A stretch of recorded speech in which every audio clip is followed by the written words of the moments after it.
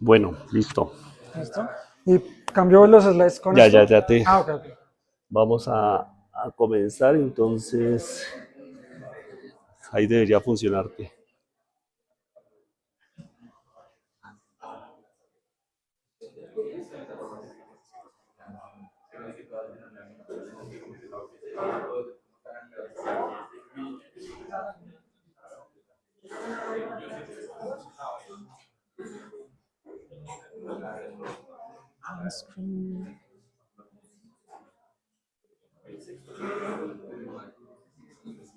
Bueno, ¿ya te paraste sobre el archivo? Sí. Sí,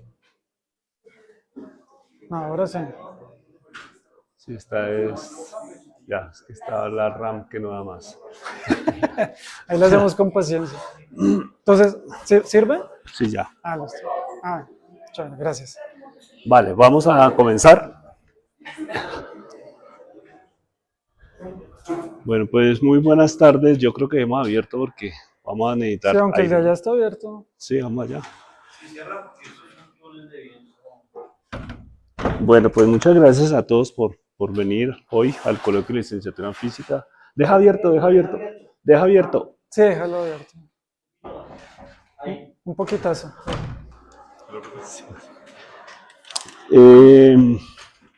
Por acompañarnos hoy a esta última entrega del coloquio de licenciatura en física, pero por supuesto nuestra mayor gratitud con nuestro invitado el día de hoy, el doctor Julián Rincón. Él es profesor del Departamento de Física de la Universidad de los Andes, es físico de la Universidad Nacional, hizo su doctorado en el Instituto Bariloche en Argentina, y bueno, y tiene una experiencia, le decía yo a mis estudiantes antes en la clase, que es muy joven, pero realmente tiene una experiencia memorable, significativa en esto de sistemas con entrenamiento cuántico de muchas partículas y estas aplicaciones en particular a computación cuántica, de todo lo que nos va a hablar él, así que no cometo más imprecisiones y en lugar el mejor plan es darle la palabra a Julián, por supuesto con un aplauso de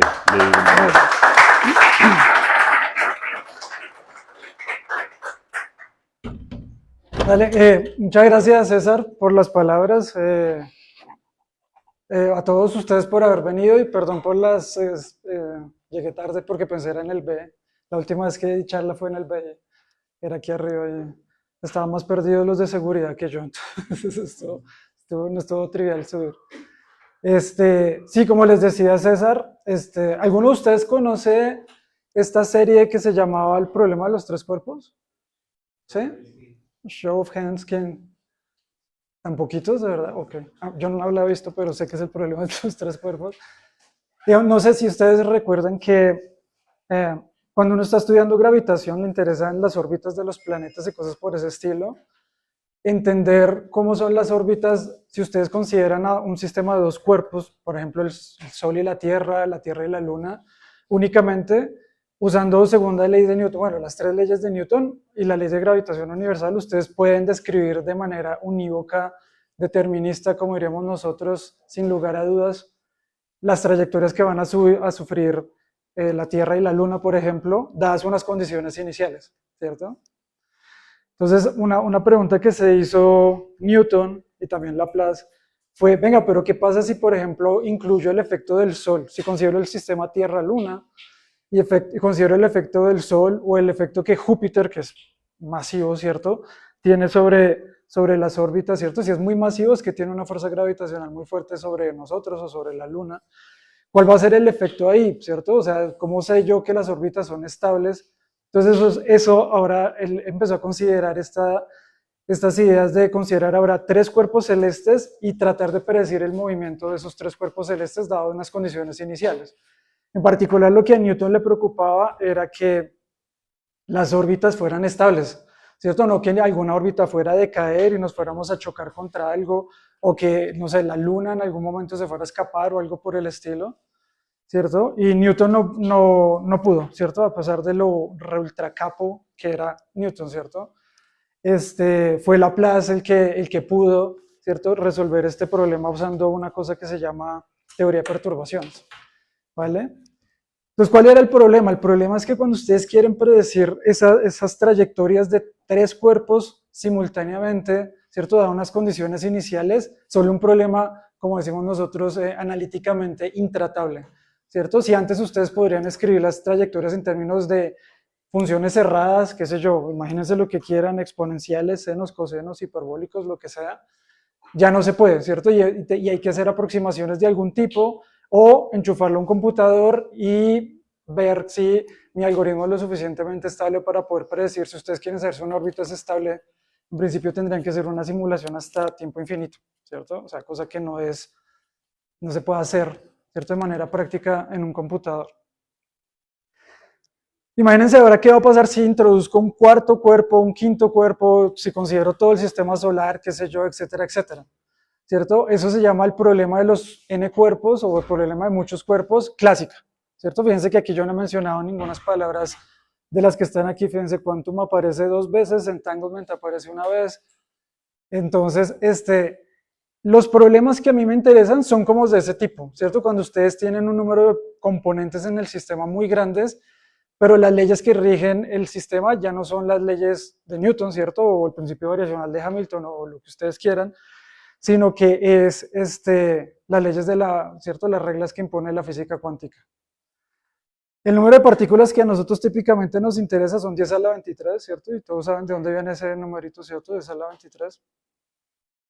Y entonces lo que yo quiero mostrarles aquí, o sea, espero que con el ejemplo clásico que les acabé de mostrar, espero que les quede claro o que ustedes digan, sí, veo que se pone heavy el problema entre más partículas yo considere, ¿cierto? Ahora si quiero entender, no sé, un semiconductor, un pedazo de madera o algo por el estilo, peor, ¿cierto? Porque tengo 10 a la 23 partículas que considerar, cada una con ¿cierto? Sus cantidades físicas correspondientes. Tengo que considerar las interacciones entre todos los componentes. Si se dan cuenta que es como algo bastante formidable, ¿cierto? Es algo bastante difícil como de visualizar.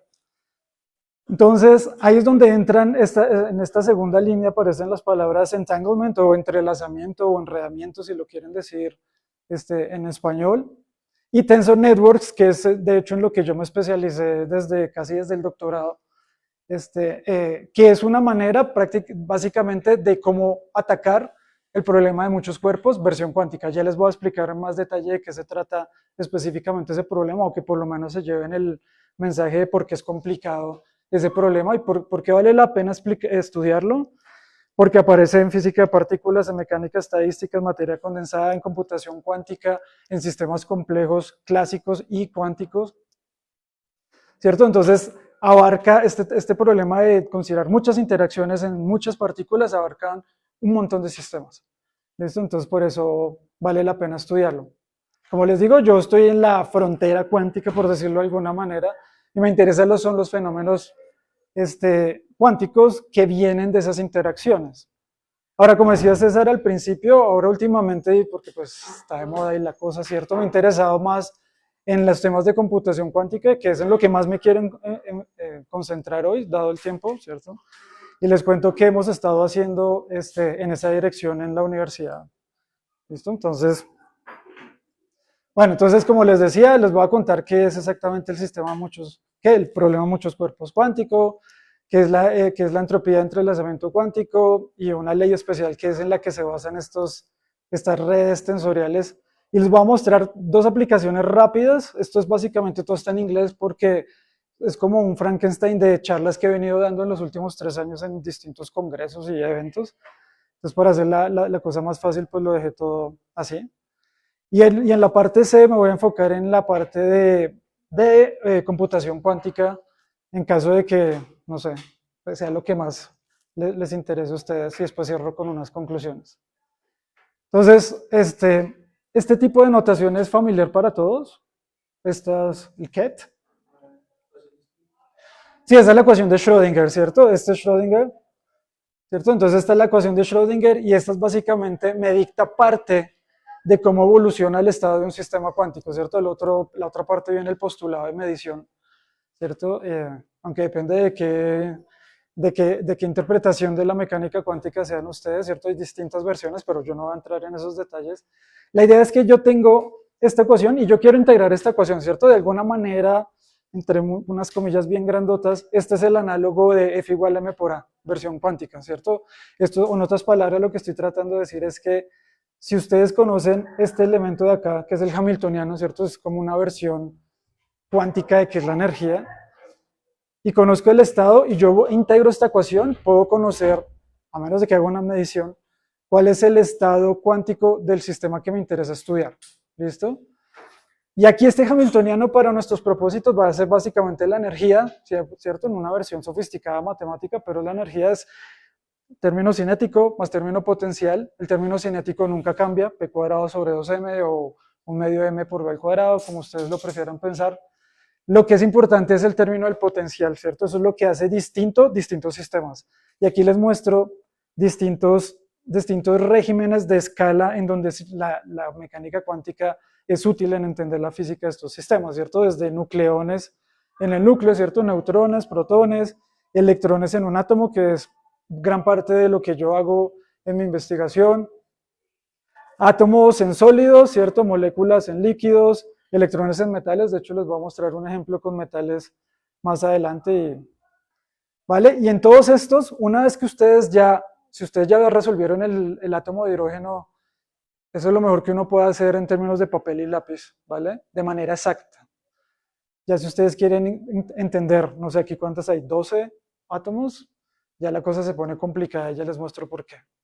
Eso, si en algún momento hay una duda, por favor no duden en pararme y la respondemos. Esto no me interesa tanto mostrarles qué tanto, ¿cierto?, estamos haciendo en los Andes, sino que se lleven el mensaje principal y después les puedo contar más adelante otras cosas. Vale, entonces, como quiero enfocarme más en estos temas de computación cuántica, entonces quiero que el sistema cuántico que ustedes tengan en su cabeza a lo largo de toda la charla es un sistema de 2 niveles, ¿cierto? O el que puede ser representativo de un qubit o de un spin, ¿cierto? Del spin de un electrón, ¿cierto? El spin de un electrón tiene 2 estados, ¿cierto? Up, down, ¿cierto? En unas ciertas bases. Entonces, ustedes saben que cualquier estado de un electrón, en cuanto tiene lo que ver con el spin, lo puedo entender como una combinación lineal de up y down, ¿cierto? Entonces, un qubit, ¿qué es? Es un sistema de 2 niveles donde esos 2 niveles no se rotulan como up y down, sino como 0 y 1, ¿cierto? Como en un computador normal.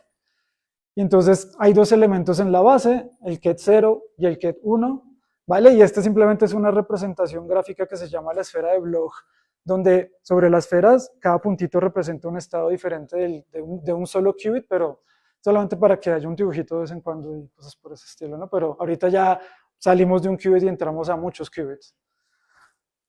Entonces, como les decía, si ustedes tienen un solo qubit, si a ustedes les gusta el magnetismo, pues piensen en spin 1/2, pero si les gusta temas de computación cuántica, piensen en un qubit.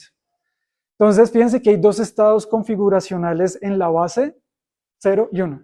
¿Listo? Entonces, nosotros decimos que la dimensión del espacio, el espacio de Hilbert, donde podemos describir los estados de un solo qubit, es de dimensión 2, 2 a la 1, ¿cierto? Este 1 es porque es un qubit, y este 2 es porque hay 2 posibles estados base, ¿cierto?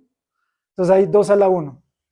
Entonces ahora, si tengo 2 qubits, entonces hay 4 estados configuracionales base, 0, 0, 0, 1, 1, 0, 1, 1, ¿cierto? Para entender, entonces piensen en bits clásicos, ¿cierto? Es lo mismo, excepto que ahora como estamos en un espacio vectorial, pues admitimos combinaciones lineales para poder describir el estado de los 2 qubits. Entonces el espacio de Hilbert, en este caso, es 2 a la 2, o sea, 4. ¿Cierto? Fíjense que pasamos de 2 a 4. ¿Y ahora qué pasa si tengo 3 qubits? ¿Alguien puede hacer una predicción de cuál es la dimensión del espacio? Fíjense que pasamos de 2 a la 1 a 2 a la 2, 2 a la 3, ¿cierto? O sea, 8.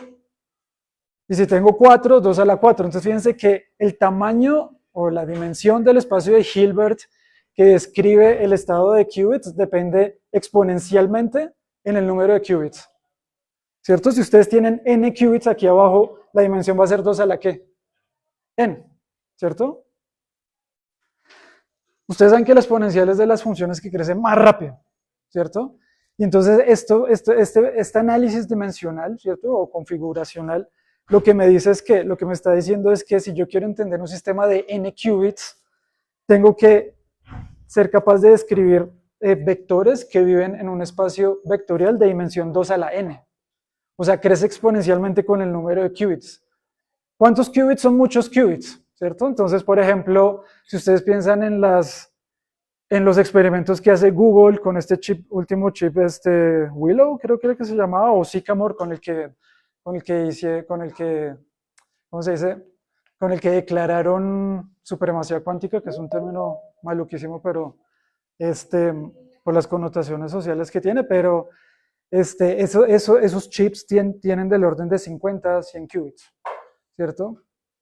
2 a la 100 es un número muy, muy grande, ¿cierto? Es más, si ustedes quisieran entender esto y codificarlo en el computador de una manera exacta, ustedes a lo sumo van a poder hacer, por más RAM que tenga su computador, o si están en un superclúster como los que hay en Oak Ridge, por ejemplo, no van a poder codificar más de 40, 50 qubits, ¿vale? De hecho, una cosa que hizo IBM, que es el que construyó la última versión del superclúster que hay en Oak Ridge, fue pedirle a Oak Ridge que suspendiera, cuando Google hizo este claim de supremacía cuántica, IBM le pidió al laboratorio que suprimiera todas las corridas que habían en el clúster para ellos poder usar y hacer una simulación clásica y demostrar que Google de hecho no estaba logrando supremacía cuántica. Imagínense, tuvieron que usar todo un clúster. Ese clúster es de grande como 4 canchas de baloncesto, ¿cierto? O sea, piensen que o sea, no son máquinas de estas, sino son solamente los motherboards apilados uno encima del otro. Son 4 canchas de baloncesto llenas de esas cosas. Entonces, es un monstruo lo que ustedes necesitan para poder entender estos sistemas. Entonces, claramente, la complejidad del problema es exponencial en términos del número de partículas. ¿Listo? Fíjense que es fregado el problema. ¿Listo? Entonces, ahora la pregunta es, bueno, los físicos siempre estamos interesados en explorar qué pasa en lo que se conoce como el límite termodinámico. Es decir, cuando ese n tiende a infinito. Ahí es donde nosotros podemos entender muchas cosas porque hay ciertos elementos espurios que no participan y uno puede decir cosas como más bonitas, más limpias, ¿vale?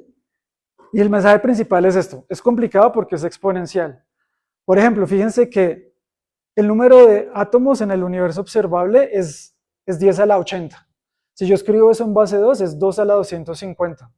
O sea que si yo escogiera el universo como mi computador, y en cada átomo del universo yo codificara el estado de un qubit o de un spin, un medio, ¿cierto? Fíjense que a lo máximo 10 a la 80 corresponde a 2 a la 250, a lo máximo podría simular 250 qubits. Y eso sin importar cuánto tiempo, no estoy preguntando cuánto tiempo me demore y en transmisión de información y cosas por ese estilo. Solamente pensando en cuánta RAM necesitaría si uso como RAM el universo, a lo máximo puedo estudiar 250 qubits, no 10 a las 23 como idealmente quisiera alguien que trabaja en materia condensada, por ejemplo. ¿Listo? Entonces, súper fregado. Entonces, hay muchos métodos para resolver el problema de muchos cuerpos. Uno de los más conocidos es DFT, teoría funcional de densidad, que hace unas ciertas suposiciones. Bueno, pero algo que creo que no he mencionado es, bueno, está bien, renunciamos a que no podemos resolver el problema de forma exacta. ¿Qué es lo mejor que puedo hacer ahora? ¿Cuál es la mejor aproximación que me puedo inventar para resolver el problema? Entonces, cada uno de estos 4 métodos, estos no son los únicos que hay, pero sí son los que yo mejor conozco, entre comillas, y trabajo en, ¿cierto? Cada uno hace una aproximación diferente. Entonces, por ejemplo, funcional densidad dice, lo más importante es la densidad de electrones. Entonces voy a escribir todo lo que me interese calcular en términos de la densidad de electrones, y sobre esa densidad hago unas aproximaciones que sean válidas o no, pues toca ir a mirar. Hartree-Fock lo que hace es justamente lo que uno no quiere, y es suponer que las fluctuaciones cuánticas son muy bajitas, pero en sistemas como qubits, ¿cierto? O hilos cuánticos o puntos cuánticos, las fluctuaciones cuánticas son gigantes. Quantum Monte Carlo hace otras aproximaciones, ese es un método estocástico, entonces lo que hace es hacer como sampleo de en distintos puntos de ese espacio de Hilbert de tamaño exponencial. Sí. Cuando ustedes, fíjate que lo puedes comparar con fluctuaciones térmicas. Cuando tú, por ejemplo, hierves agua, bueno, aquí en Bogotá no llega a 100 grados, llega a 91, 92 grados, ¿cierto? Por la presión tan baja.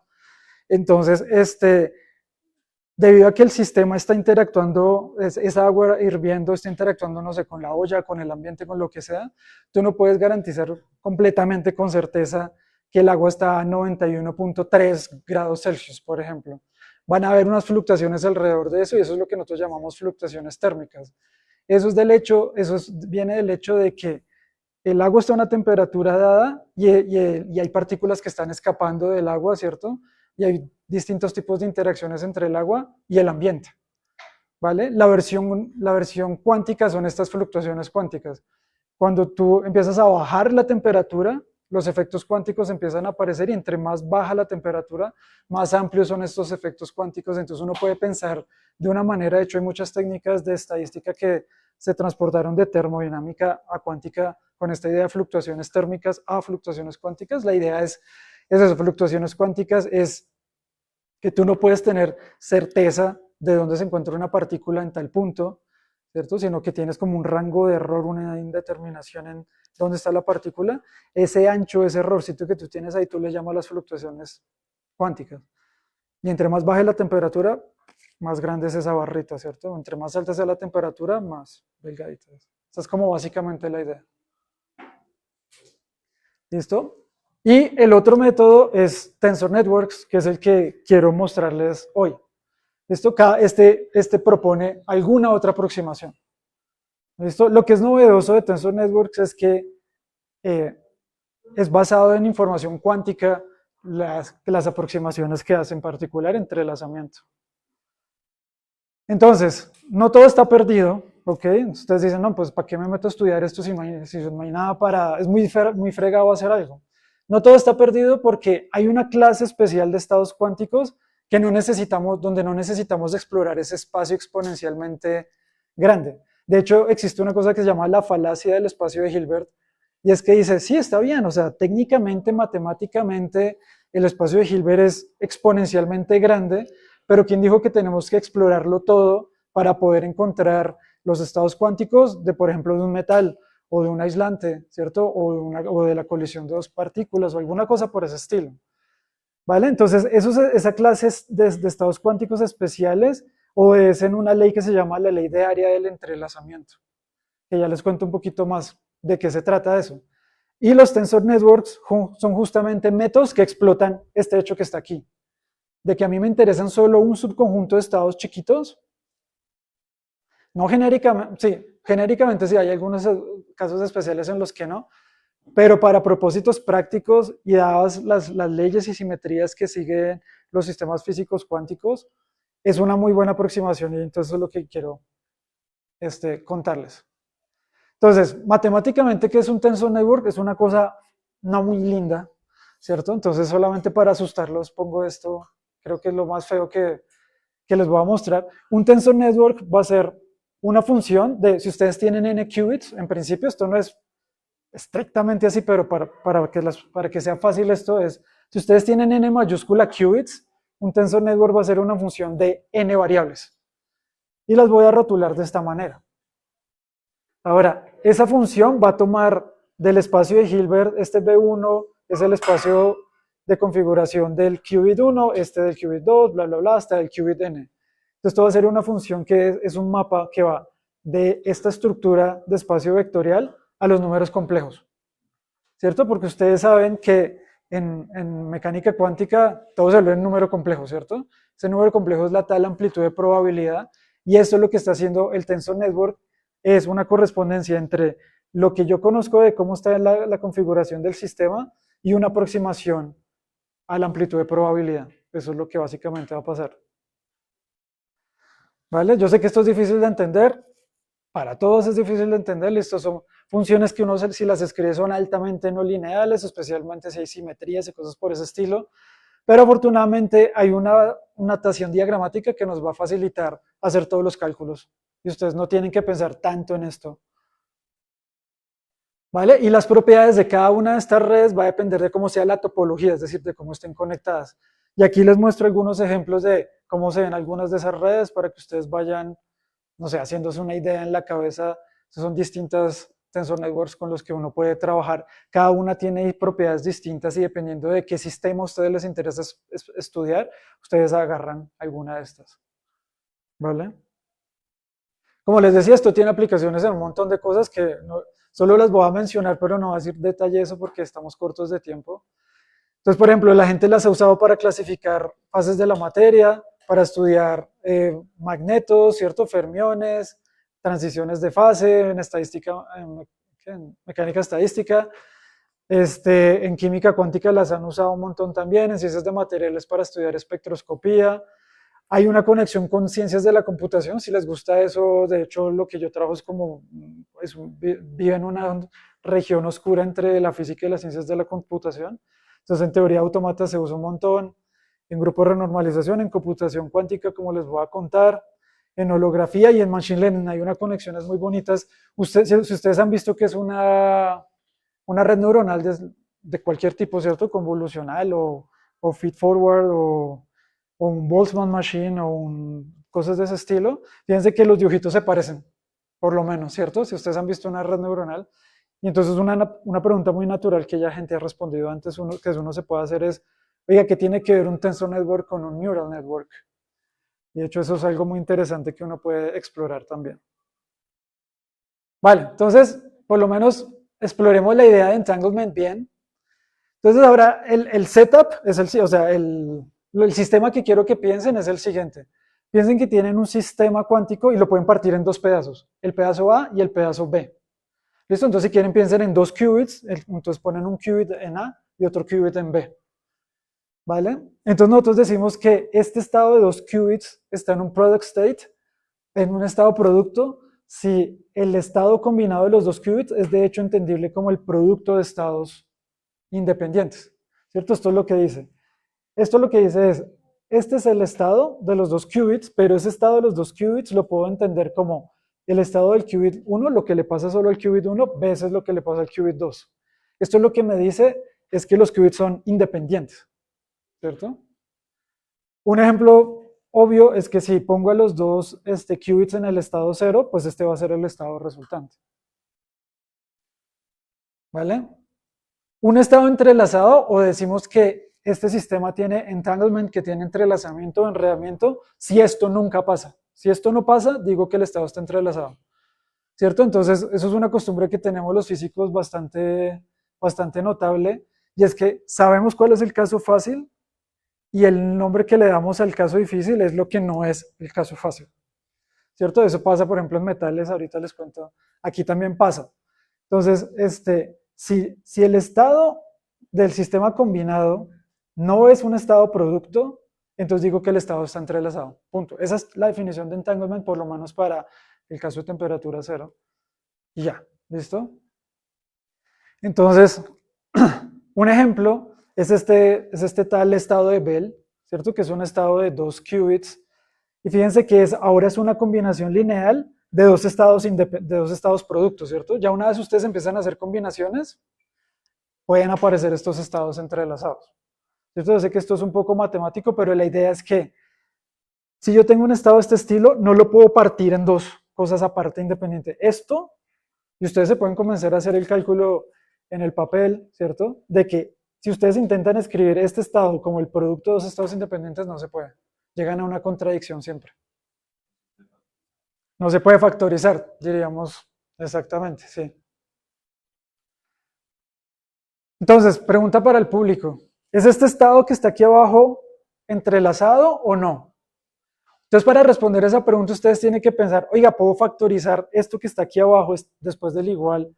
¿Puedo factorizar todo esto como algo en A veces algo en B? Eso es lo que ustedes tienen que pensar. Y díganme ustedes qué opinan. Fíjense que hay 4 términos en lugar de 2, por ejemplo.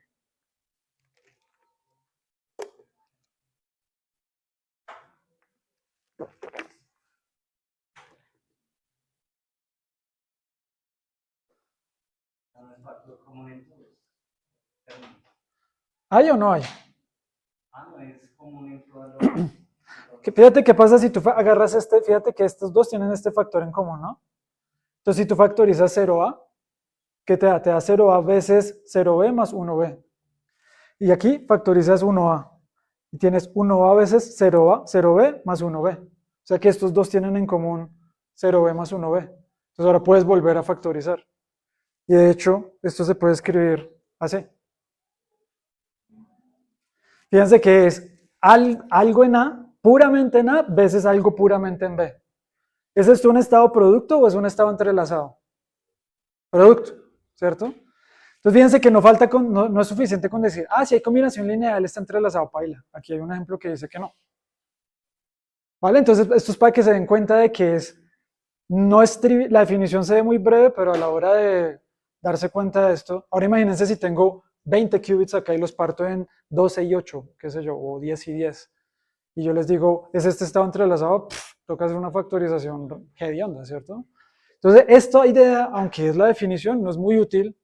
Entonces, uno lo que hace es, bueno, este es un estado genérico, entonces uno lo que hace es construir una serie de elementos matemáticos acá, que no quiero entrar en esos detalles, pero básicamente, si ustedes conocen esta idea de entropía, uno puede definir la idea de entropía de entrelazamiento, que se hace a través de estos procedimientos matemáticos que estoy señalando ahí en la diapositiva, y llegó a una cosa que se llama la entropía de von Neumann de esta cosa Rho que se llama la matriz de densidad reducida, que si les interesa después les puedo contar en detalle qué pasa acá.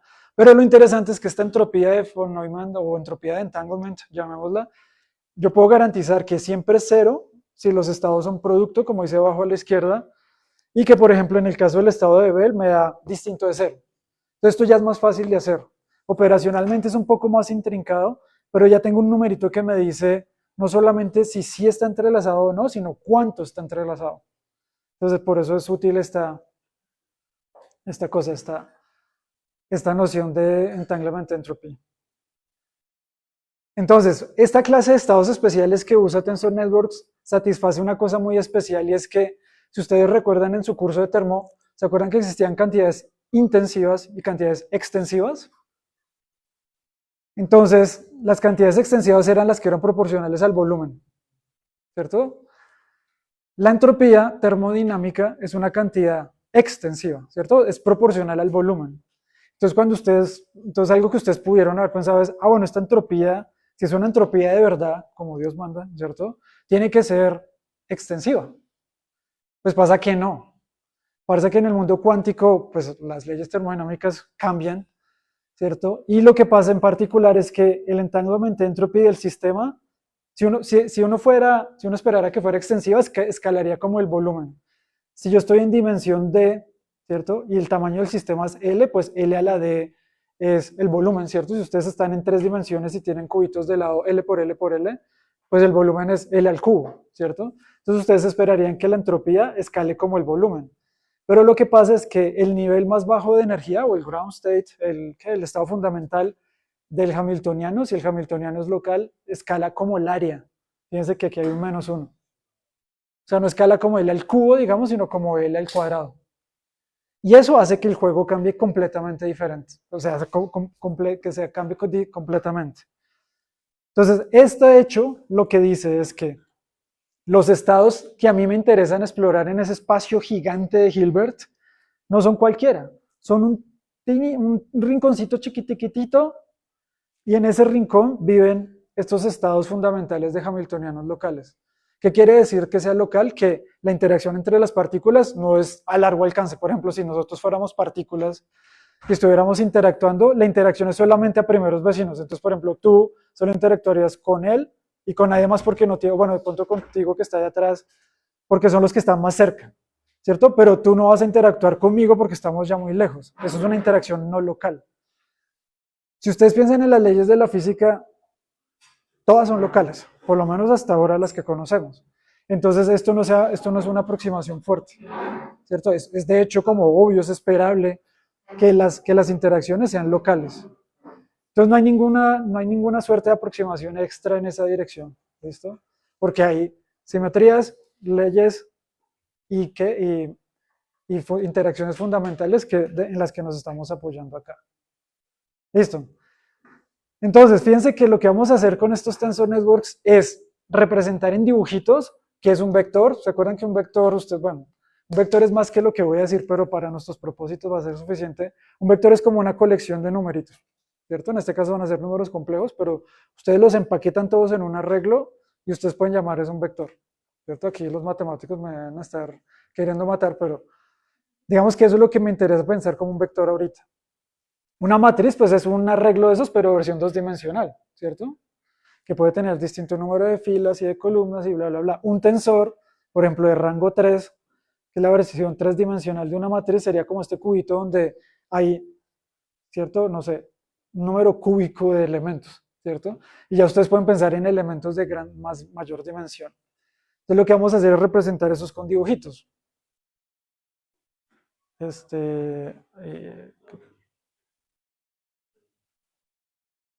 Sí, listo.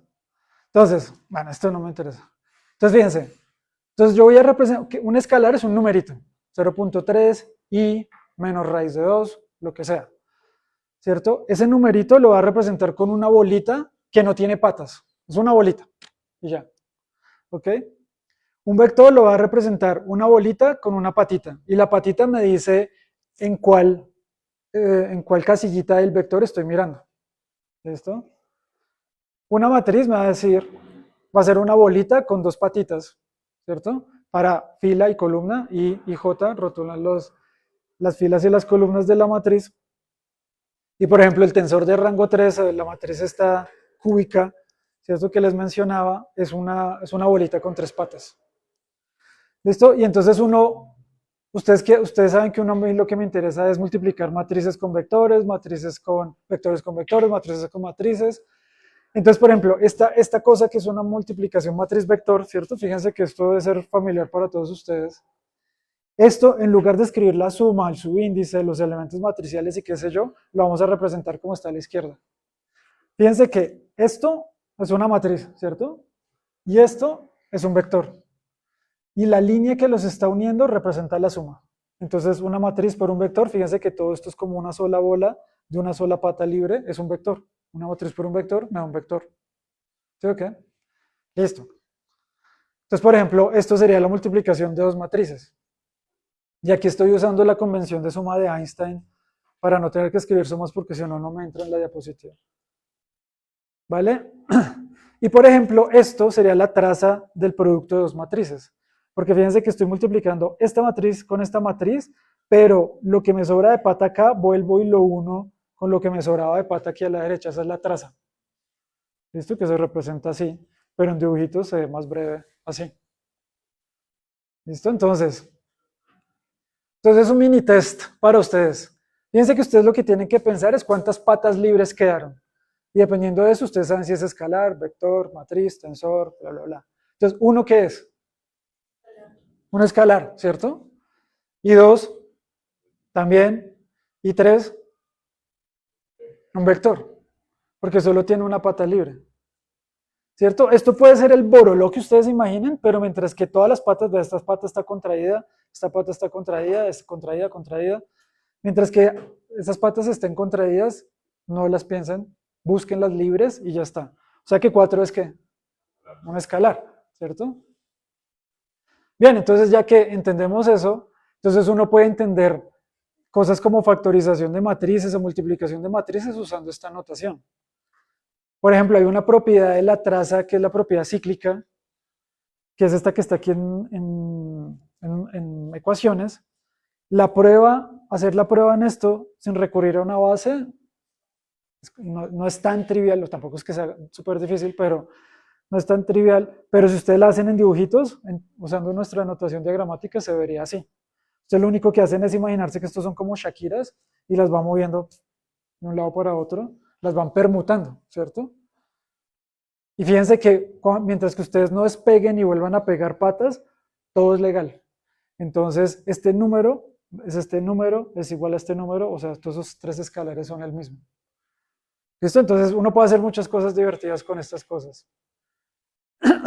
Ahora, ¿qué tiene que ver eso con cuántica?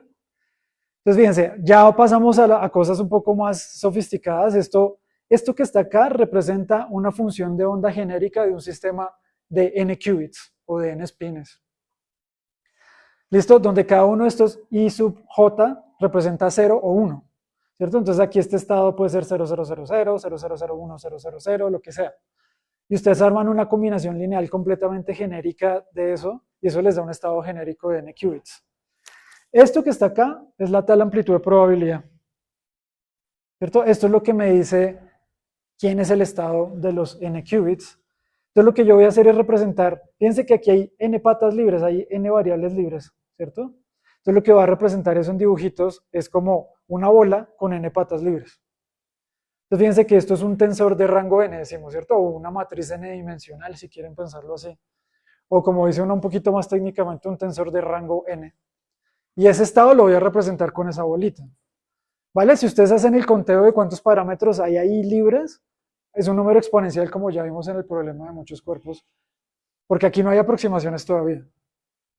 Ahora, lo que hacen estos tensor networks es decir, no, espere, esto es muy heavy, esto nadie puede lidiar con esto genéricamente, entonces yo voy a hacer una aproximación usando estos principios de localidad, de entrelazamiento, de ley de área.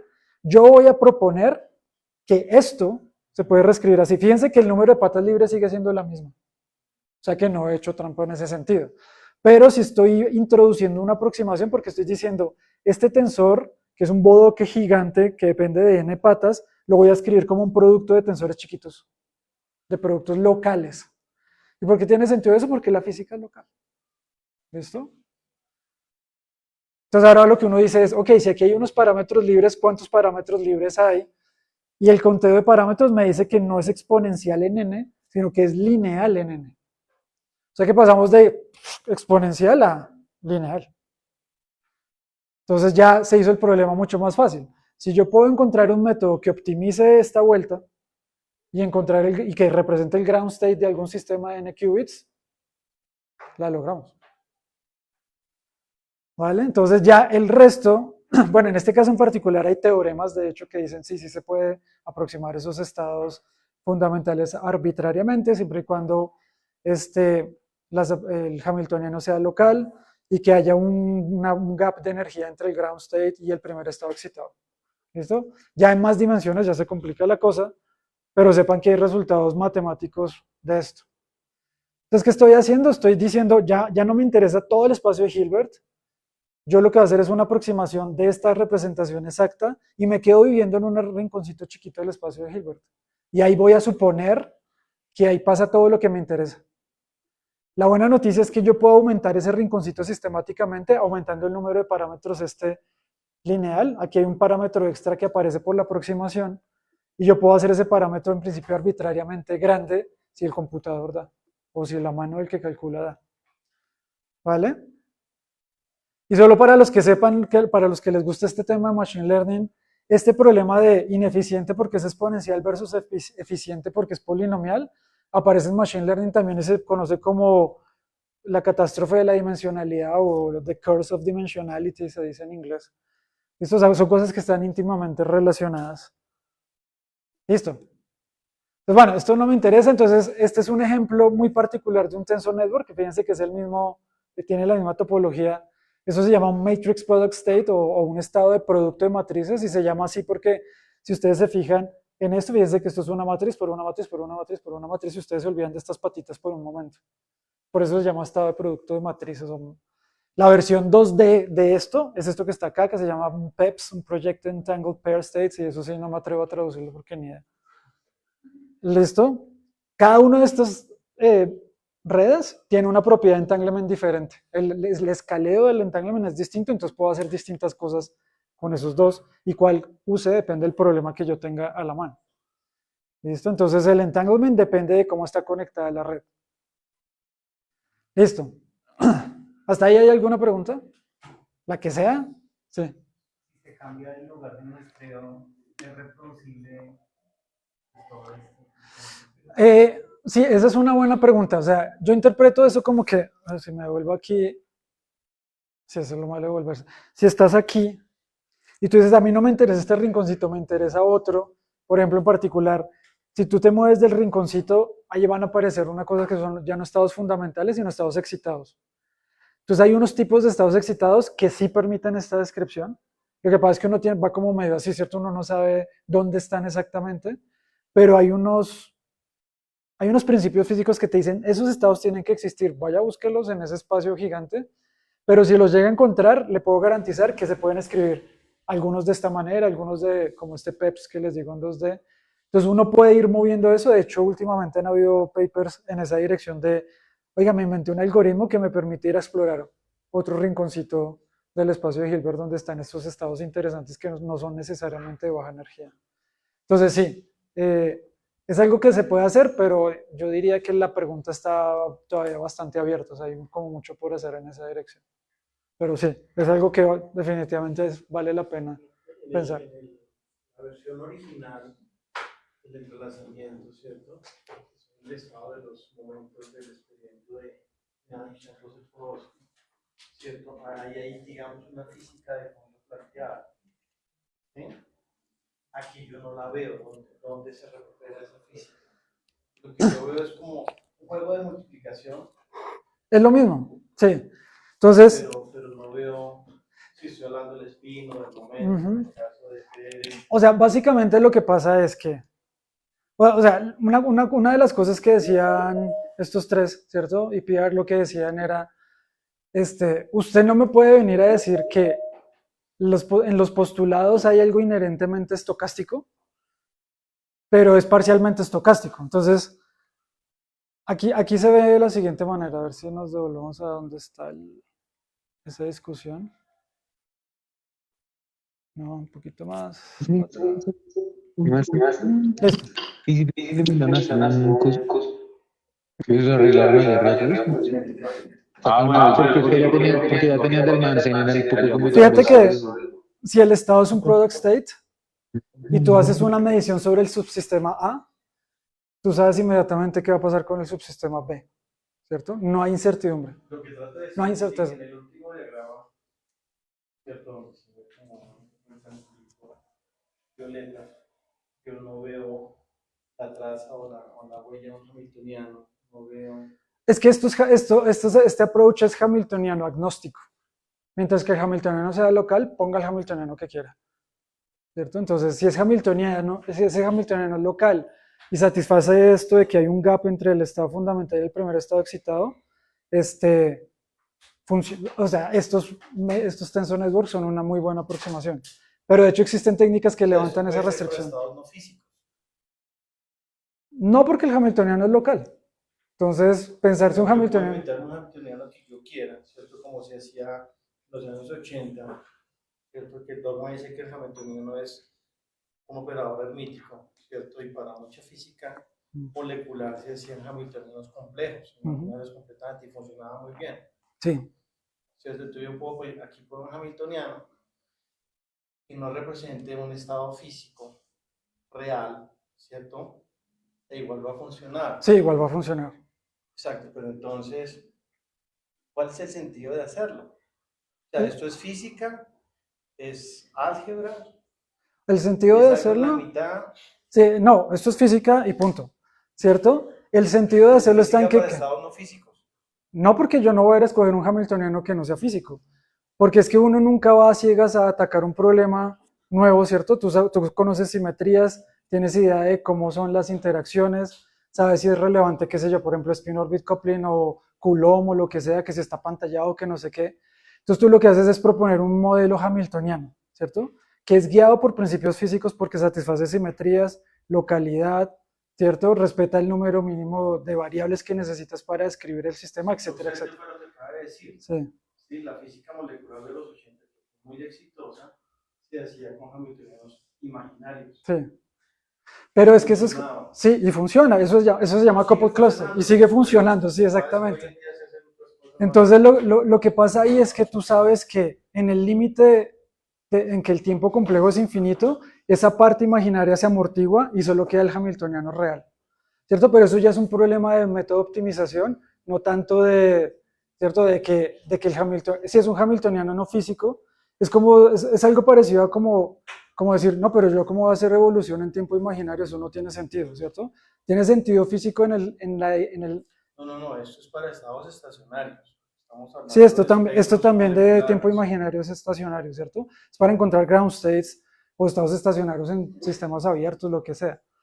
Entonces tú lo que dices es, sí, obviamente la interpretación que yo le doy a la simulación que hice no es de tiempo real, porque el tiempo no es real, es imaginario, Y lo que tú te das cuenta es que tú puedes encontrar el ground state usando estas evoluciones en tiempo imaginario. Entonces, la pregunta de qué es físico o no ahí depende de yo cómo estoy interpretando lo que estoy usando, ¿cierto? Entonces, en ese caso, esa evolución en tiempo imaginario, que es más fácil de entender que estos ejemplos de coupled cluster que mencionas, lo que están haciendo es amortiguando esos estados de alta energía y solamente quedándose con el ground state y en principio en el tiempo infinito es que te quedas únicamente con el ground state, ¿cierto? Entonces, en ese sentido es una aproximación, es completamente física porque lo que me está interesando a mí es no el punto intermedio, sino el punto final. El punto intermedio tú no lo interpretas como una evolución en tiempo real, no. Es un artificio que me permite llegar al ground state, ¿cierto? Es en ese mismo sentido que estos ¿qué? Hamiltonianos imaginarios o en tiempo complejo te hacen eso, ¿cierto? Lo que hacen es amortiguar porque tú tienes que garantizar, incluso si el hamiltoniano es imaginario, no cualquier hamiltoniano imaginario me funciona. Tiene que tener un espectro de forma tal que en tiempo infinito los autovalores de esa cosa decaigan. Si no, ahí sí es cualquier cosa. Entonces, digamos que estos networks son un ansatz que te permite, es una clase variacional de estados que te sirven para ciertas circunstancias. Esto no es como una panacea pues que te permite resolver cualquier problema, no. Entonces, pero tú sí necesitas tener un input muy fuerte de cuáles son las simetrías que respeta el sistema y localidad más que todo. Es cuando tú escribes el hamiltoniano, si respeta eso, entonces puedes intentar usar esto. Pero es así, como les decía, a menos de que uno se esté en una dimensión, no hay garantía de que siempre vaya a funcionar. Entonces hay una parte empírica que viene después y es, ok, si yo supongo que el sistema, que el hamiltoniano de mis sistemas es el que es, ¿cierto? Contiene la física que me interesa. Y yo puedo escribir el estado del sistema como esta cosa. Miremos a ver qué pasa, ¿cierto? Cómo son las optimizaciones, cómo no sé qué. Para todo esto hay cosas analíticas que se pueden hacer en papel, pero muchas otras son simulaciones en computador. ¿Sí? Eso. Y la otra cosa que iba a decir, sí, es que también depende mucho, el hamiltoniano que escojas va a depender, digamos, uno en estos sistemas complejos, uno ya no piensa en que puede escribir cualquier rango de energía, cualquier tipo de régimen. No, existen estas ideas de teorías efectivas, y las teorías efectivas solo funcionan en un rango de energía, ¿cierto? Si te sales de ese rango de energía, no hay garantía, puede que sí, puede que no funcione, pero no hay garantía de que estas cosas funcionen. Entonces tienes que encontrar, como preguntaba él antes, otras maneras de... Uno hace teorías efectivas para quarks pesados, sí. Y ahí es donde realmente se usan muy sí, en sistemas complejos. Pero si uno toma el lagrangiano, son lagrangianos, el límite de baja energía, recupera los quarks livianos, recupera todo el espectro correctamente. Claro, pero no te puedes ir para más arriba. Es que, bueno, está bien. ¿Cierto? Es que solo, porque sí, o sea, los fenómenos tienen que, los que sean emergentes... Lo que quería decir es que no es que estén solamente para esta rango de energía. Los estados para acá funcionan, y si yo tomo el límite de bajas energías, recupero de bajas energías, no solamente funciona acá, sino aquí también. No solamente acá, no es mi punto de teoría. Claro, pero porque uno construye la teoría así también, ¿cierto? Tú quieres que llegara a un punto fijo, pero ese punto fijo puede ser distinto, ¿no? Entonces... la teoría va a cambiar, la teoría efectiva a qué punto fijo te lleve, ¿no? Sí. Es decir, que o sea, la física funciona en ese espacio local en el que tú solo sabes. ¿Cómo? O sea, que en la geometría de ese espacio local sí. Es donde se encuentran todos esos elementos de los cúbicos. Sí, lo que esto supone es que en ese rinconcito está la física que me interesa, sí. Entonces, por ejemplo, tú sabes que, por ejemplo, si tú empiezas a subir la temperatura del sistema, ese rinconcito ya no te va a alcanzar porque las fluctuaciones térmicas empiezan a desdibujar completamente ese rinconcito, entonces tienes que hacer alguna otra cosa, ¿cierto? Entonces existen métodos para esos que no menciono acá, todo lo que yo estoy mencionando es a temperatura cero, pero existen, y tú lo que haces es como modificar el modelito de redes para que se puedan aproximar ese tipo de situaciones. Pero todo siempre es bajo la suposición de que lo que me interesa está ahí. La buena noticia, o sea, eso no suena muy convincente, pero la buena noticia es que tú puedes mejorar sistemáticamente ese rinconcito aumentando el número de parámetros que tiene la aproximación, porque hay unos parámetros libres que le quedan a uno. Sí. Bueno. ¿Alguien más? ¿Me ayudas a hacer que otra vez Sí. Listo, gracias. Bueno, bueno, entonces creo que me voy a saltar las partes estas de No hay problema. las dos primeras aplicaciones y solo quiero contarles. Sí, de hecho. Entonces, bueno, No te preocupes por el tiempo. dale, no, pero es que igual el span de uno tiene un límite. Pobre. Pero miren, les puedo contar qué se puede hacer con esto. Entonces, hay una cosa, y volviendo a tu pregunta, es ¿dónde está la física? Que es una pregunta súper válida, es una cosa que yo siempre hago es, los sistemas físicos que me interesan vienen de algún experimento. Yo no me pongo a pensar como, uy, venga, ¿qué se puede hacer con esto? Sino, uno de mis héroes académicos era Philip Anderson y él decía, usted sin el experimento no puede hacer nada, ¿cierto? O sea, ese es el guiding principle de todo porque la física es una ciencia empírica. Entonces, aquí hay unos ejemplos de gente que hace con moléculas orgánicas, hace unos experimentos de reflectividad, experimentos ópticos, y pueden ver ciertas oscilaciones en la respuesta temporal de ese sistema.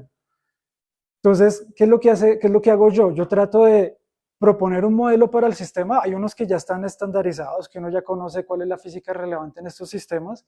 Resulta que aunque esto es un sistema tridimensional, como que se desacoplan cadenitas unidimensionales que están débilmente acopladas entre sí. Entonces estas aproximaciones de Matrix Product States que les contaba funcionan muy bien.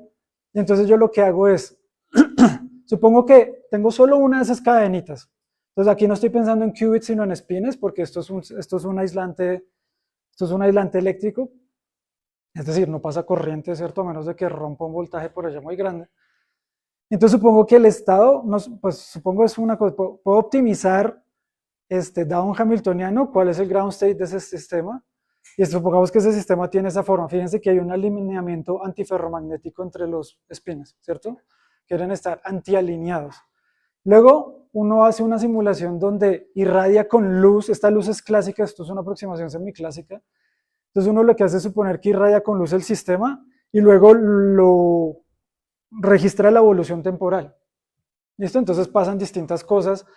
Entonces se pueden crear de estos pares así y quedan cosas vacías y esos se pueden quedar pegados o se pueden separar y dependiendo si se quedan pegados o no, la naturaleza de las excitaciones son distintas y uno puede detectar eso haciendo unas simulaciones en particular. Estos son resultados que les muestro.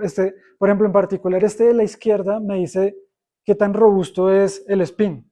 Si siempre se queda así o se va achicando la flechita hasta que se vuelve cero. Entonces, esto lo que dice es que a medida que yo excito el sistema con luz, el momento magnético cae y no vuelve a recuperarse porque tiene que ceder energía a la excitación a la generación de estas excitaciones y uno puede estudiar como este tipo de sistemas bastante sencillo. De hecho, aquí uno puede ver que en estos dibujitos, fíjense que hay un efecto de positivo, negativo, positivo, o cero grande, cero grande. Eso es un efecto de interferencia que tiene que ver en que, aunque estas dos excitaciones interfieren de manera constructiva o de manera destructiva y generan una nueva excitación que se puede medir en el laboratorio que se llama un plexiton, que es una hibridización entre esas dos excitaciones que les mostré antes. Uno puede hacer cosas por este estilo. Entonces, y volviendo otra vez a esto de los regímenes de energía, esto ya no es aislante, sino cosas de metales. Existen dos como grandes grupos de cómo entendemos los metales cuánticos hoy en día, que se llaman así, líquidos de Fermi y líquidos de Luttinger. Y no vale la pena mencionar en detalle qué es esto, pero fíjense que las figuritas a la izquierda y a la derecha se ven bien diferentes. Eso es lo que dice es que la respuesta física de estos sistemas a ciertas mediciones experimentales va a ser distinto. Fíjense que aquí hay una discontinuidad, pero aquí no. Fíjense que aquí hay una divergencia, pero aquí no, ¿cierto? Y eso es lo que me permite decir qué tipo de metal estoy viendo. Entonces uno puede hacer... Pero para ahí, porque entonces estas discontinuidades es lo que libros estándares de mecánica estadística se clasifican como transiciones de fase tipo 1, tipo 2, ¿cierto? Entonces lo que estamos diciendo entonces es que estos líquidos o ese mismo líquido tratado con el formalismo de Lüttinger entonces ya no va a presentar esa transición de fase, Sí. pero el experimento dice que sí lo hace. El experimento dirá lo que diga el experimento, ¿cierto? Y entonces Por eso, uno trata de entonces, ¿cómo interpretarlo. reconciliamos? Sí. Otra vez. Digamos que es que Yo no tengo este... lío en que haya dos formas de explicar lo mismo, No, es que no, Pero- no están explicando lo mismo. pero Son dos paradigmas diferentes que dependiendo del metal cuántico le corresponde una explicación o la otra. Entonces yo lo que estoy diciéndoles acá es, la respuesta de los dos metales es distinta, ¿cierto?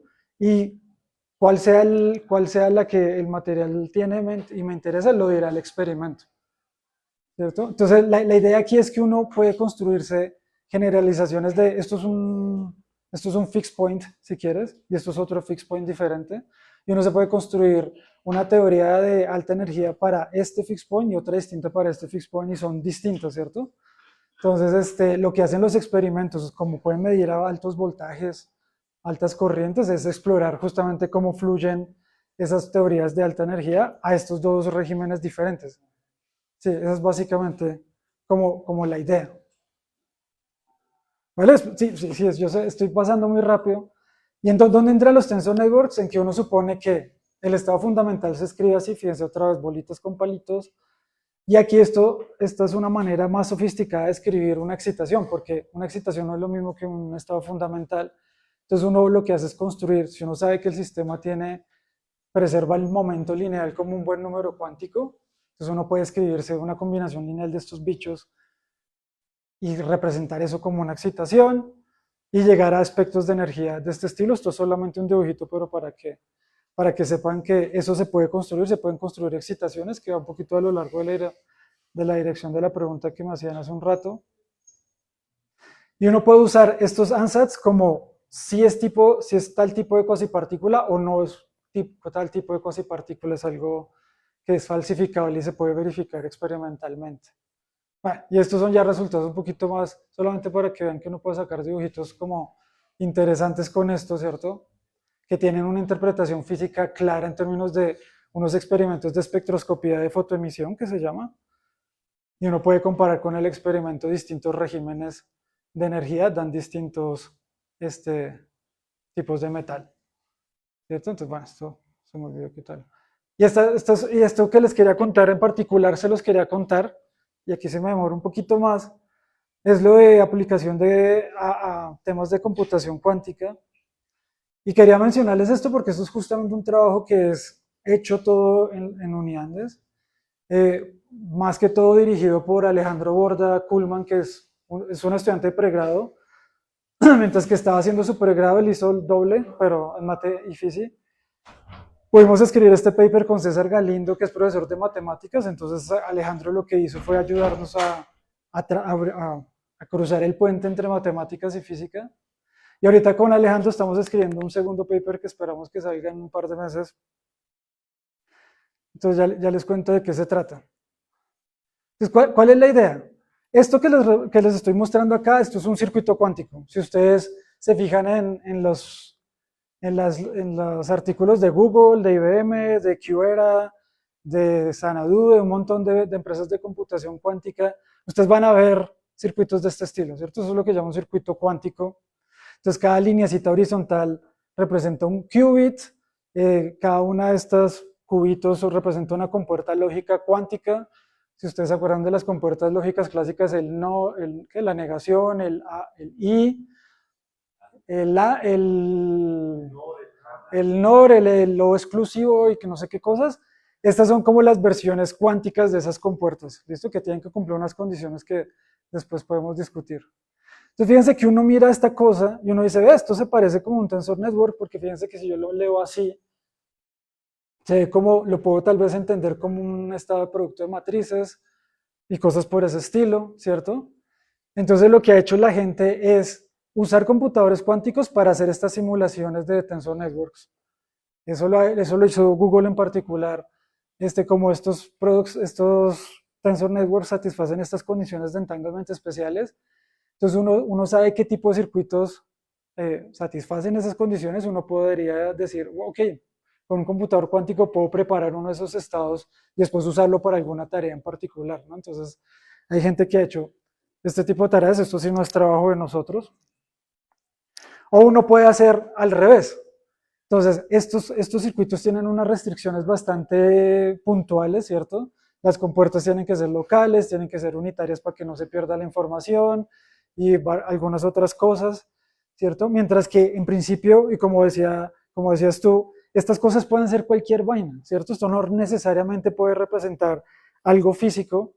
Entonces, desde ese punto de vista, uno puede pensar en que esto es un modelo matemático en el que si le impongo ciertas restricciones que son las que están acá, puedo entender un circuito cuántico como un tensor network, ¿cierto? O en términos un poquito más técnicos, uno puede pensar que un tensor network es un modelo de computación generalizado que contiene a los circuitos cuánticos.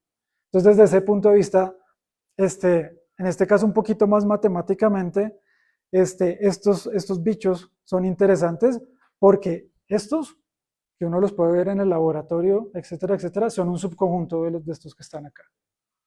Esto solo que hay que imponer unas restricciones sobre estos de acá abajo. Entonces, bueno, esto es una manera particular, esto es un circuito particular que usa la gente para preparar circuitos que preparan estados tipo estados de productos matriciales o algunos otros tipos de tensor networks. ¿Listo? Hay varias de este estilo. Entonces hay una conexión como bastante fuerte entre estas dos cosas. Entonces uno puede hacer cosas muy interesantes y hablando de transiciones de fase, algo que uno puede hacer con estos circuitos es, esto es un operador unitario aleatorio que puede representar lo que ustedes quieran, un NOT, un C-NOT, ¿cierto? O alguna compuerta de 2 qubits completamente arbitraria, y estas bolitas representan mediciones que ustedes hacen localmente. Entonces las mediciones lo que hacen es matar el entanglement y los cubitos azules lo que hacen es aumentarlo. ¿Ok? Entonces una pregunta que ustedes se pueden hacer es, oiga, ¿existe un punto de transición intermedio en donde si tengo muchas de las bolitas de las mediciones, no tengo entanglement porque lo maté, todo lo convertí en un product state, versus si no tengo casi bolitas, si tengo muchos cubitos azules, tengo mucho entanglement, ¿hay algún punto intermedio? Entonces resulta que sí, esta gráfica lo que está mostrando es la entropía de entanglement como función de cuántas de estas mediciones tengo. Entonces, si tengo pocas mediciones, como por ejemplo que no tiene ninguna, fíjense que a medida que aumenta... Sí. ¿Esa entropía es la normal, la termodinámica? No, esta es la de entanglement, la de von Neumann, la de la matriz de densidad reducida, esa. Entonces, fíjense, si no hay, y lo que estoy haciendo aquí, L me dice cuántos qubits tengo, es decir, cuántos palitos de estos hay, taca, taca, taca, taca. Eso porque para entender transiciones de fase, eso es algo que uno tiene que hacer, es una técnica para darse cuenta de estas transiciones. Entonces, fíjense que si no hay mediciones, o sea, en este caso P igual a 0 es la probabilidad de que haya una medición local, esta cosa empieza a subir y es proporcional a la longitud del sistema, es decir, es volumétrica. O sea, esta sí es una entropía como la que ustedes conocen de termodinámica. Pero por otro lado, si las mediciones son muchas, entre comillas muchas, es que hay un 30% de probabilidad de encontrar mediciones locales. Fíjense lo que pasa. El entanglement casi no crece, se aplana y no cambia con la longitud del sistema. Entonces claramente hay un cambio de régimen clarísimo entre estos dos y lo que la gente ha hecho es estudiar esto usando tensor networks. Entonces uno lo que hace es hacer la evolución temporal de este circuito, piquiti, piquiti, piquita, y lo va escribiendo siempre como un tensor network y puede calcular la entropía esta de von Neumann. ¿Listo? Y esto sí fue algo que está ahorita un poquito como muy de moda, es en átomos neutros es posible no construir qubits, sino qubits. Es decir, son sistemas cuánticos no de 2 niveles, sino de niveles arbitrarios. Eso se hace codificándolos en los estados hiperfinos de unos átomos que se llaman átomos de Rydberg, ¿cierto? Que son átomos que tienen órbitas muy grandes, entonces uno puede distinguir los orbitales bastante bien.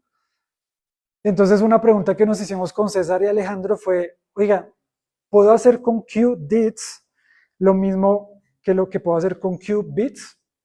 Y esa pregunta ya fue resuelta en el caso clásico, ¿cierto? Es decir, si yo tengo bits, o 0 o 1, o si tengo DITs, es decir, 0 o 1 o 2 o 3 o hasta hasta D menos 1, puedo hacer lo mismo con DITs que con bits y la respuesta es sí.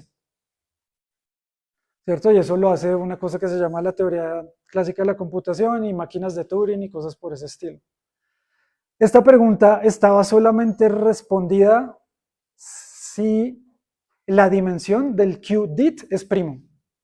Entonces ahí es donde César entró a ayudar a liderar el proyecto, de hecho, ¿cierto? Y a decirnos cómo lidiar con las matemáticas. Y es que resulta que qué se puede hacer o qué no se puede hacer en estos computadores cuánticos con QDITs depende de la estructura algebraica de la dimensión D. Es decir, si D es un primo, se pueden hacer unas cosas. Si D es una potencia de un primo, se pueden hacer otras cosas. O si D es un número compuesto, se pueden hacer otras cosas. Entonces, básicamente, el resumen de este trabajo que está todavía en Archive, está en revisión todavía, está aquí. Entonces, dependiendo de si el número es primo, o potencia de primo, o coprimo, o compuesto, entonces hay que hacer distintas cosas para lograr que el computador sea tan poderoso como el de qubits, ¿cierto? No se puede lograr, y eso ya se sabe por otros argumentos, no se puede, por más que ustedes tengan muchos qubits, no pueden hacer más que lo que puedan hacer con qubits, pero lo que sí ayuda este análisis es en que hay ciertas compuertas que ustedes pueden usar que son más fáciles de implementar que otras en el laboratorio, y este árbol de decisión que hay aquí les dice cuáles tienen que usar dependiendo de qué dimensión tiene el QDIT. ¿Ok? Eso es como básicamente la idea. Y uno después puede hacer comparaciones hay unos resultados formales muy bonitos que se llama el teorema de Gottesman-Canil, que dice, hay cosas que parecen puramente cuánticas, pero en realidad no, porque son simulables clásicamente. Y hay un montón de cosas súper interesantes ahí donde se mezcla las ciencias de la computación con la física.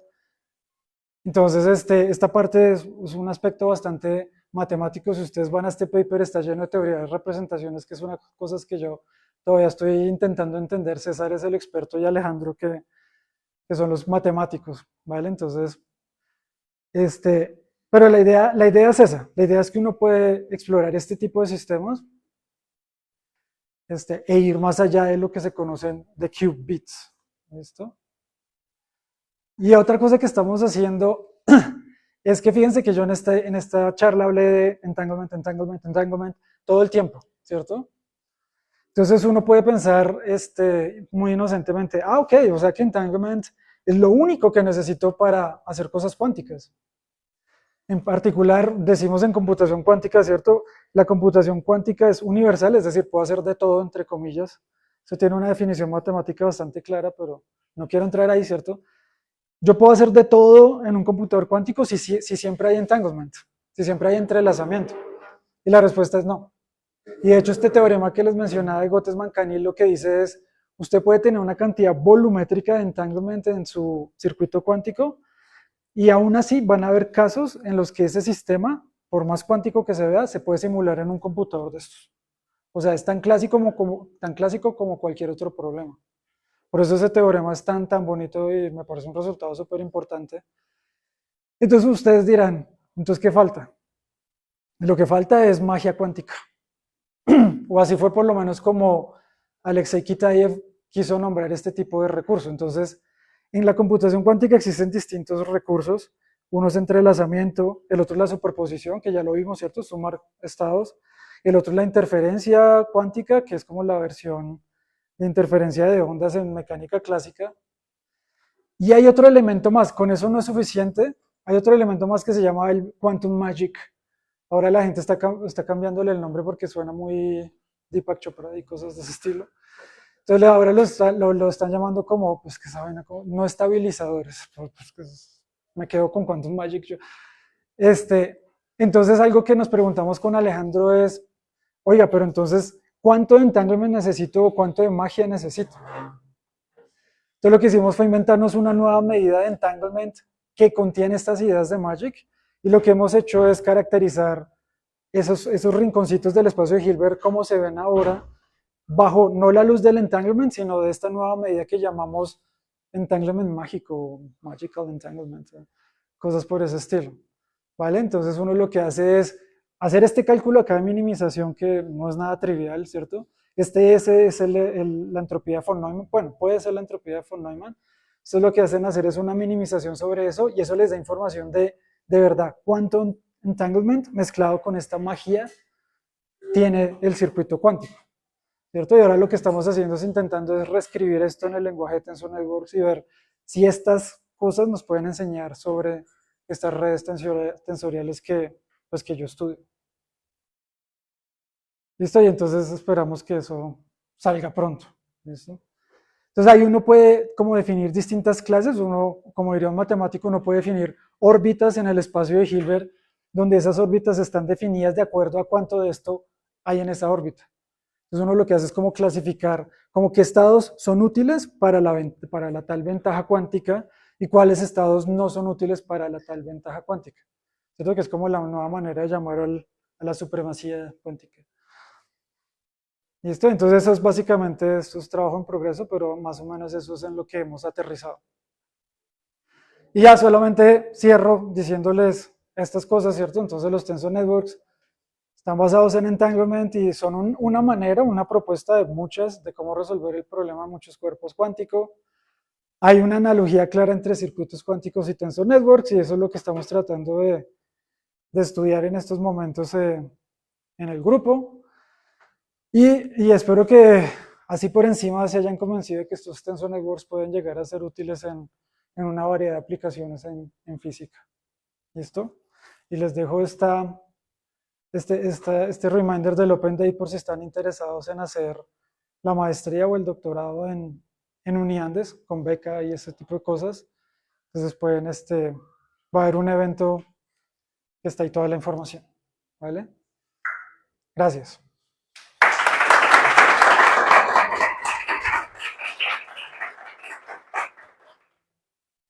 Bueno, muchísimas gracias, Julián, por esta excelente y entretenida charla. Aprovechando y abusando ya un poco de tu tiempo, un par de preguntas Sí, las que necesiten, las que quieran. para terminar. Dale. Acá para que escuchen también. Bueno, gracias. Yo tengo una pregunta y es, ¿los Tensor Networks son métodos supervisados o cómo funcionan? No, eso como, nunca lo había pensado así. O sea, esto no entra necesariamente dentro de la rama del Machine Learning. Entonces, por eso no te digo que no lo había pensado, habría que ver. Si hay mapeos existentes entre, por ejemplo, un MPS se puede escribir como una máquina de Boltzmann y al revés, ¿cierto? Si te suenan esas palabras de máquina de Boltzmann, que creo que ese sí es un método supervisado, pero no, lo que tú haces es, tú me dices es como, entiendo tu pregunta un poco de, bueno, tengo esta cosa, ¿qué hago con esto? ¿Cierto? Entonces, como estaba mencionando antes, basado en los principios físicos de tu sistema, tú tienes un hamiltoniano y una idea de cómo se va a ver el ground state, porque puedes hacer aproximaciones, matar fluctuaciones cuánticas y hacer algo que te dé una idea. Entonces tú dices, bueno, entonces ahora lo que puedes hacer es tratar de escribir de manera exacta el estado fundamental, que gente lo ha hecho, pero es muy difícil, de ese hamiltoniano como un tensor network y lo haces todo a mano si quieres. O lo que tú puedes pensar es, tú dices, no, voy a resolver un problema de minimización. Si lo que me interesa es la energía, el estado de menor energía, el ground state, entonces tú lo que dices es, ok, si tengo mi hamiltoniano y el estado lo voy a representar como un tensor network, entonces lo que voy a hacer es una minimización sobre todos los posibles tensor networks que yo escoja, ¿cierto? Entonces el problema de qué método de optimización uso es un problema puede ser de descenso de gradiente, hay métodos muchísimo más sofisticados, pero uno puede hacer una cosa por ese estilo, ¿cierto? Entonces tú tienes, esta es tu función de costo, porque este es el valor esperado del hamiltoniano, ¿cierto? Que corresponde a la energía promedio del sistema. Entonces tú lo que haces es minimizar esto, porque si tú minimizas esto en términos de estas variables que hay aquí, pues te dice, esto te va a decir cuál es la mejor aproximación. ¿Cierto? Cuando ya llegues a la versión optimizada, la idea es que esto aproxima el estado fundamental de este hamiltoniano en particular. ¿Pero tú lo haces así o cómo lo...? Sí, así, hay Ah, ok. algunos, por ejemplo, algunos de esos papers, las primeras partes es justamente encontrar este T en estrella y luego con eso hacer algunas otras cosas, pero lo que tú haces es, fijas la topología de la red. En esa red hay parámetros libres, entonces tú lo que haces es minimizar esto ajustando esos parámetros. En ese sentido sí es como muy de machine learning porque esto es un procedimiento de optimización en el que juegas con los parámetros hasta que esto se hace lo más chiquito posible o dentro del tiempo que tienes disponible. Y entonces cuando llegas a ese mínimo, que ojalá fuera global, pero no hay garantía de que sea un mínimo global, tú dices, ok, ese que me dio el mínimo es mi aproximación y con eso ya calculo lo que quiera calcular, ¿cierto? Si quieres calcular magnetización, corriente, lo que sea, es algo que puedes Es hacer. que pensé que funcionaba más como un neural network. O sea, que es como más... Pensaba que era como más parecido a ese, por eso la pregunta. Es que yo creo que esto no sabría cómo decirlo si es supervisado o no, pero te cuento, el workflow es, tú supones un número de parámetros aquí fijo, Sí. haces resuelves este problema de optimización, imagínate que haces Stochastic Gradient Descent o algo así como haces en Machine Learning y llegas a un resultado.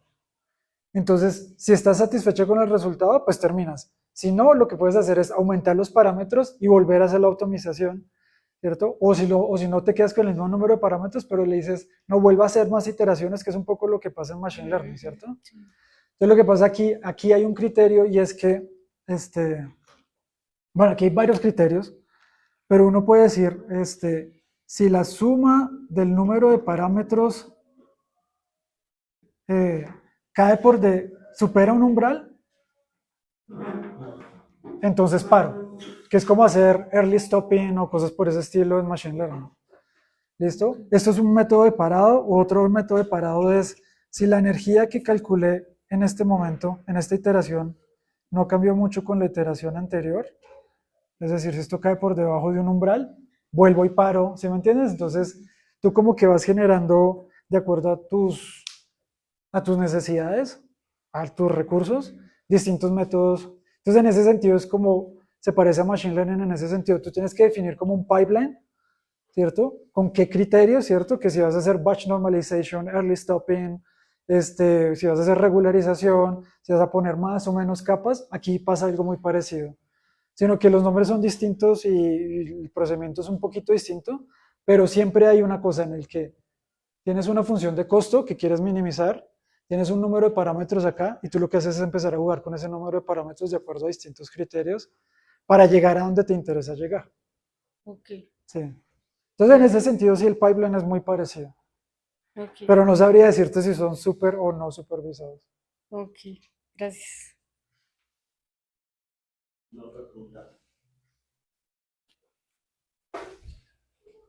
No, no hay más preguntas. Acá sí. Sí, sean buenos eso.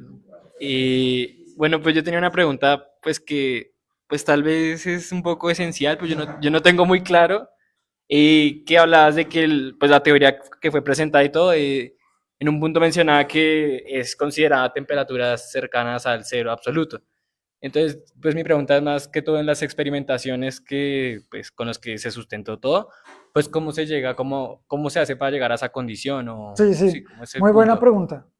Este, digamos que o sea, por ejemplo, los experimentos como los que hace Google o IBM y cosas por ese estilo, estamos a temperaturas del helio líquido, ¿cierto? Que son del orden de milikelvin o cosas por ese estilo, o sea, es muy, muy, muy, muy frío.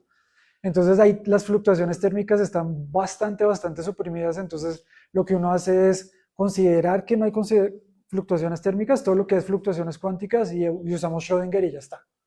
¿Cierto? Eso es como una especie, recuerda que parte de nuestro trabajo como físicos es proponer modelos, ¿cierto? Y ver si y después uno tiene otro pipeline diferente que es, propongo un modelo, optimizo, comparo con experimentos, funciona, no, pues vuelva a itere, ¿cierto? Usando principios físicos, no es como que voy así, ¿cierto? Entonces, tú lo que haces es eso. Entonces, en otros experimentos como el de los metales o cosas por ese estilo, ahí las temperaturas son mucho más altas. Entonces, uno lo que hace es recurrir cuando uno ya tiene, en mecánica cuántica, cuando uno se va más allá de la temperatura cero, tiene que usar una cosa que se llama estados mixtos. ¿cierto? Entonces, esos estados mixtos lo que son como combinaciones, son unas combinaciones particulares de estados puros, ¿vale? Entonces uno lo que hace es reescribir esos estados mixtos, que un estado mixto lo que hace es representar el estado de un sistema cuántico a una temperatura finita, arbitraria, o si estás en contacto con un baño de partículas que se escapan y entran al sistema, también sirve ese estado mixto, o si te suenan las palabras matriz densidad, es la misma cosa. Entonces lo que uno hace es agarrar esa matriz densidad y reescribirla como, todo lo que yo les hablé fue como de Tensor Networks States. Ahora lo que necesitas es un Tensor Network Operator, ¿cierto? Te necesitas un operador que se pueda representar con estas redes. Entonces, fíjate que un operador es una cosa que manda estados a estados, ¿cierto? Si tú piensas en un operador como una matriz y en un estado como un vector, entonces un operador lo que hace es mandar vectores a vectores, porque multiplicas la matriz por el vector y te da otra matriz.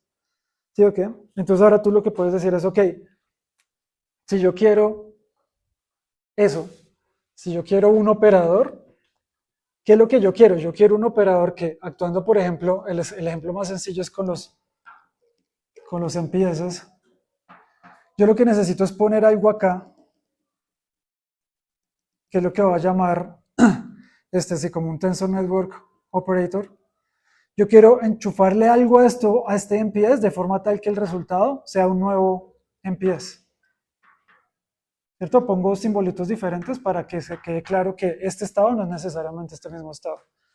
Entonces tú dices, ¿cuál es la cosa más sencilla que se me puede ocurrir poner acá que respete este principio de localidad que estas redes tienen? Entonces, voy a poner otro simbolito, no sé, un triangulito. Entonces, lo que haces es juntarlos como venían estos juntos y lo que haces es... ¿Listo? Y fíjate que cuando este operador actúa sobre este estado, lo que yo hago es, la manera matemática en que se entiende eso es que esta pata se contrae con esta pata, está con esta pata, está con esta pata, está con esta pata, y fíjate que si ahora te fijas en qué es todo esto que está acá, fíjate que esto tiene tantas patas libres como el estado original, o sea, toda esta cosa que está acá es un estado de este estilo otra vez. Entonces, ya que está claro, esto es lo que se... El valor propio, nadie está diciendo que esto es un autoestado de esto. Por eso, pero ¿cómo recuperaríamos un valor propio en ese lenguaje? Ah, ¿cómo se vería? Entonces, por ejemplo, entonces lo que yo tendría que hacer es, volvamos otra vez a esta contracción, y entonces tú lo que haces es, ¿cómo uno lo escribiría? Es una ecuación de autovalores del tipo A veces lambda igual a lambda por lambda. Entonces esto sería igual a lambda por... Esta sería como escribiríamos la... Sí, pero el escalar en términos de bolitas y palitos, como tú nos propusiste al comienzo, ¿cómo se escribe? Solo bolitas. Solo bolita. Recuerden que una bolita sin paticas libres, perdón, es un escalar. Sí, entonces digamos que ese sería como, esto es una ecuación de autovalores que representa diagramáticamente esto que está aquí arriba. Sí. ¿Vale? Entonces ustedes lo que hacen ahora es decir que esta cosa, aquí solo lo estoy pintando para 4 qubits. Esta cosa es lo que me va a servir ahora como representación del estado del sistema cuántico a temperatura arbitraria. Y ahora otras preguntas nuevas aparecen como las que ustedes me han hecho y es, oiga, ¿qué tan bueno es esto como aproximación? Eso es otra pregunta que uno también puede intentar responder, ¿cierto? Entonces uno sabe que en el límite de temperatura infinita esto representa muy bien, a bajas temperaturas se empieza a complicar porque la competencia entre fluctuaciones cuánticas y térmicas es bastante compleja, entonces eso se ve reflejado en que el número de parámetros que hay aquí libres empieza a crecer, a crecer, a crecer un montón, entonces eso lo que te dice es que la aproximación está fuera de control, ¿cierto? Y cosas por ese estilo. Entonces, pero básicamente lo que tú harías, que es muy buena pregunta, es, a mí no me engañes, ¿cierto? Los experimentos se hacen a temperatura finita. Técnicamente lo que uno debería hacer es esto, pero optimizar esto es mucho más difícil que optimizar esto. Entonces, típicamente lo que uno dice es, vamos a suponer que las fluctuaciones térmicas son bien chiquitas y en lugar de usar esto, que es más complicado, porque sobre esto hay que poner unas restricciones. En lugar de usar esto, voy a usar lo que yo ya conozco. ¿Listo? Fíjate que esto es cualquier operador, pero un operador que represente el estado de un sistema físico no puede ser cualquier cosa. Esto tiene que satisfacer unas condiciones de hermiticidad, ¿cierto? De que sea definido positivo y cosas por ese estilo, ¿no? Que tenga traza 1 y cosas por ese estilo. Entonces no basta, no es esto solo suficiente, hay que poner unas condiciones sobre esto, pero se puede hacer. Sí.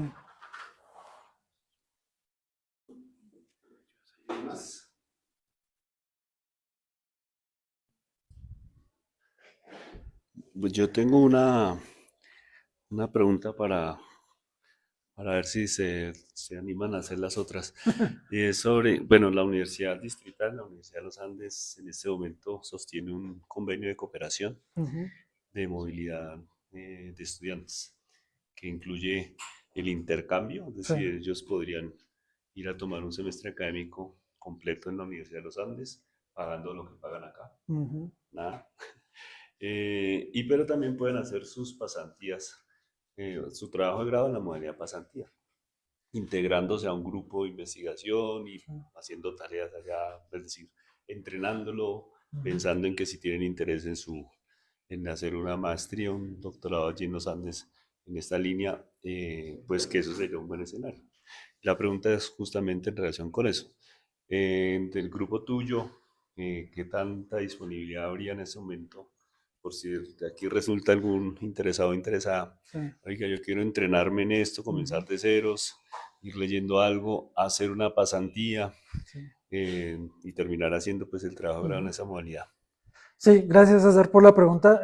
Sí, digamos, en mi grupo hay un montón de disponibilidad y hay muchas ideas por ahí flotando y justamente puse el ejemplo de lo que hicimos con Alejandro porque bueno, está en la maestría ahora, aquí en Uniandes, era un estudiante de pregrado, ¿cierto? Que eso sí, le gustaba mucho el tema y él dijo, yo quiero hacer esto, puedo trabajar con usted y empezamos a trabajar y surgieron estas colaboraciones. Fíjense que terminamos colaborando con otro profesor en otro departamento. Y eso siempre, digamos que el espíritu de nosotros es siempre estar haciendo investigación, siempre estar buscando con quién colaborar, ¿cierto? Y ¿cierto? Gente de la distrital siempre ha estado yendo a los Andes a continuar, ¿cierto? La formación o a complementarla de alguna manera y sí, son muy bienvenidos, incluso si ustedes dicen, no me gustó lo que habló Julián, pero me gusta alguna otra cosa que vi en la página web sobre los grupos de investigación, igual se pueden dirigir a mí y yo los contacto, ¿cierto? En el departamento hay grupos de, de altas energías, ¿cierto? De física médica, ¿cierto? Que está dentro de altas energías, de mecánica estadística, de materia condensada, de física teórica, que es como medio genérico el cuento, pero es como gente que hace cosas de estas de entanglement y información cuántica. Hay grupos de física matemática, si ustedes quisieran mezclar más las matemáticas con la física, tenemos profesores, de hecho Andrés va a venir en 2 semanas, creo, a hablar de eso. Hay grupo de óptica cuántica donde pueden hacer experimentos con fotones, experimentos de entrelazamiento. La versión en fotones del experimento de EPR la tiene allá Alejandra en la mesa óptica, ¿cierto? Entonces sí, no, espero que no se me... Hay geofísica y hay astrofísica, ¿cierto? Si les gusta la astronomía también, espero que no se me estoy olvidando de nadie más. Los de biofísica, sí. Sí, materiales, hay una variedad decente de gente que está trabajando, ¿cierto? En distintas ramas. Sí, o sea, los motivo a que revisen la página y si algo les gusta, no duden en escribirme y no dejen mi correo, lo puedo escribir acá. Pero sí, la idea es que preguntando no se pierde nada, como dice César, si ustedes no están seguros de qué quieren hacer, pues pueden ir a experimentar como un intercambio, pueden cursar materias, pueden ver, ¿cierto? Se pueden hacer, creo que tesis codirigidas también, ¿cierto? También, sí. Ese tipo de cosas todas son bienvenidas. Nosotros allá estamos prestos a todo eso. Pues mi correo es fácil, es mi nombre, julian.rincon@uniandes.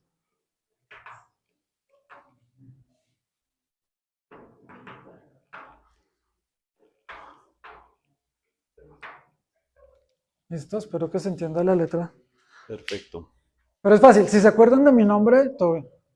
Ya. Yo sé que no es fácil, pero a veces no estamos.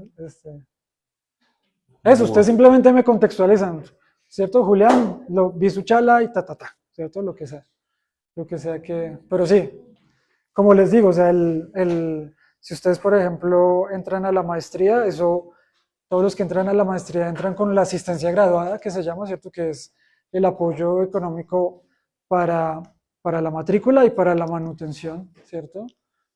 Tienen que, eso sí, hay que presentar un examen, ¿cierto? Entonces, pero el que pasa el examen automáticamente tiene la asistencia graduada esta, ¿cierto? Hubo hace poco una reforma a la maestría, la maestría ya no toma 2 años, sino año y medio. Entonces, por ejemplo, si ustedes tienen por ahí medio semestre volando y no saben qué hacer, entonces pueden hacerse un año y medio de maestría, y allá pueden pensar en si quieren hacer algún otro estudio o si quieren irse a la industria, ¿cierto? Algo que estamos haciendo ahora mucho es apoyar a los estudiantes que dicen, sí, muy bonita la física, pero pues yo quiero, no sé, irme a la industria, ¿cierto?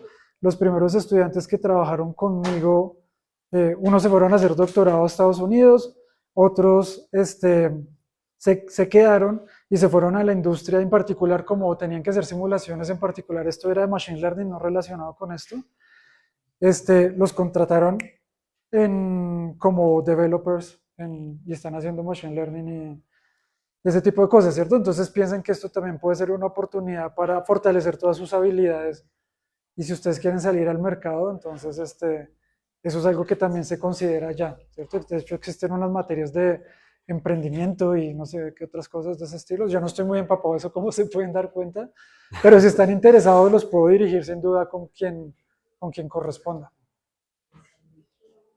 Vale. Bueno, pues si no hay más preguntas, ¿sí hay otra pregunta? ¿No? Ah, no. Sí, ¿no? Bueno, si no hay más preguntas, agradezcamos de nuevo a Julián con un Gracias. aplauso. Muchas gracias.